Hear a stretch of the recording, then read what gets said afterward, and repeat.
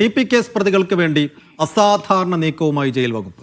പ്രതികളെ വിടുതൽ ചെയ്താൽ സുരക്ഷാ പ്രശ്നം ഉണ്ടാകുമോ എന്ന് ചൂണ്ടിക്കാട്ടി ജയിൽ സൂപ്രണ്ടുമാർക്ക് ജയിൽ വകുപ്പ് മേധാവി കത്തയച്ചു. സിജോ വി ജോൺ വിശദാംശങ്ങൾ നൽകും. സിജോ, TP കേസ് പ്രതികൾക്ക് വേണ്ടി എന്താണ് ഇപ്പോൾ ഇങ്ങനെ ഒരു അസാധാരണ തിടക്കവും നീക്കവും നടത്തേണ്ട സാഹചര്യം?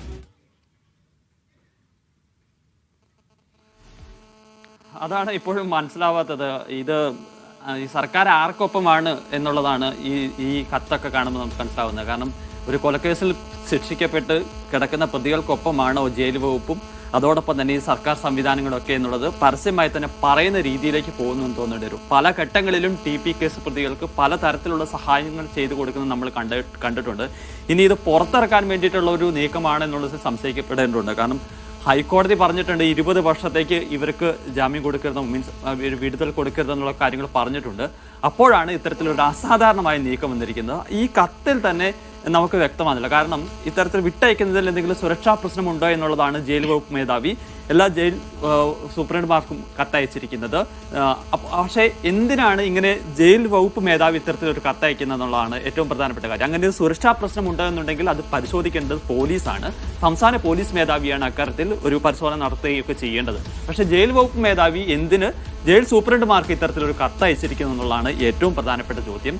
അദ്ദേഹം അതിന് പറയുന്നൊരു മറുപടി എന്ന് പറയുന്നത് TP കേസ് പ്രതികൾ എന്ന നിലയിലല്ല, ഇതിൽ 1-2 പേർ മാഹി ഇരട്ട കൊലപാതക കേസിലെ പ്രതികളാണ്. അതുമായി ബന്ധപ്പെട്ടാണ് ചോദിച്ചിരിക്കുന്നതെന്നാണ് ജയിൽ വകുപ്പ് മേധാവി പറയുന്നത്. പക്ഷേ ആ കത്തിൽ കൃത്യമായി TP കേസ് പ്രതി എന്ന് തന്നെ എടുത്തു പറയുകയും ചെയ്യുന്നുണ്ട്. അപ്പോൾ ആ ഒരു കാര്യം പൊളിയുകയും ചെയ്യുകയാണ്.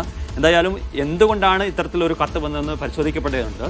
എനിക്ക് തോന്നുന്നത് ഇങ്ങനെ ഇവരെ പുറത്ത് വിട്ട് കഴിഞ്ഞാൽ ഇപ്പോൾ ഒരു കത്തയച്ചതിന് ശേഷം തിരിച്ച് മറുപടി വരുന്നു, അങ്ങനെ പ്രശ്നങ്ങളൊന്നുമില്ല എന്നൊരു മറുപടി വരുന്നു. അങ്ങനെ ഈ പ്രതികൾ പുറത്തു വന്നാൽ മറ്റൊരു പ്രശ്നവുമില്ല എന്നുള്ളൊരു പ്രതീതി സൃഷ്ടിക്കാൻ വേണ്ടിയിട്ടാണോ ഇത്തരത്തിൽ കത്ത് കൈമാറിയിരിക്കുന്നത് എന്നുള്ള സംശയമുണ്ട്. പക്ഷേ എന്തായാലും കത്ത് ജയിൽ സൂപ്രണ്ടുമാർ, സെൻട്രൽ ജയിൽ സൂപ്രണ്ടുമാരൊക്കെ കൈപ്പറ്റിയിട്ടുണ്ട്. പക്ഷേ അവരാരും ഇതുവരെ തിരിച്ചു മറുപടി നൽകിയിട്ടില്ല. 2 ദിവസമായി അവർക്ക് മനസ്സിലാവുന്നില്ല. കാരണം ഞങ്ങൾ എന്ത് മറുപടിയാണ് നൽകേണ്ടതെന്ന് അവർക്ക് അറിയില്ല.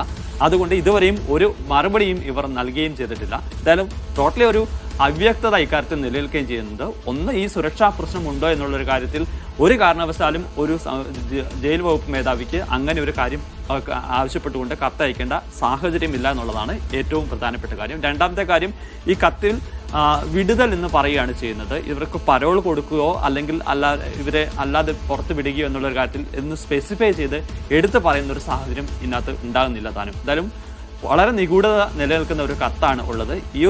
ഇപ്പോൾ ഈ ഒരു സമയത്ത് ഇത്തരത്തിലൊരു കത്തയക്കേണ്ട സാഹചര്യം ഒട്ടുമില്ല എന്നുള്ളതാണ് പ്രധാനപ്പെട്ട കാര്യം. പ്രത്യേകിച്ച് 20 വർഷത്തേക്ക് ഇവർ പുറത്തു പോകരുത് എന്നൊരു നിർദ്ദേശം ഹൈക്കോടതി തന്നെ നൽകിയ സാഹചര്യത്തിൽ ഈ കത്ത്, ഇങ്ങനൊരു കത്ത് വളരെയധികം സംശയമുണ്ടാക്കുന്നതാണ് നമുക്ക് എടുത്തു പറയേണ്ടി വരും.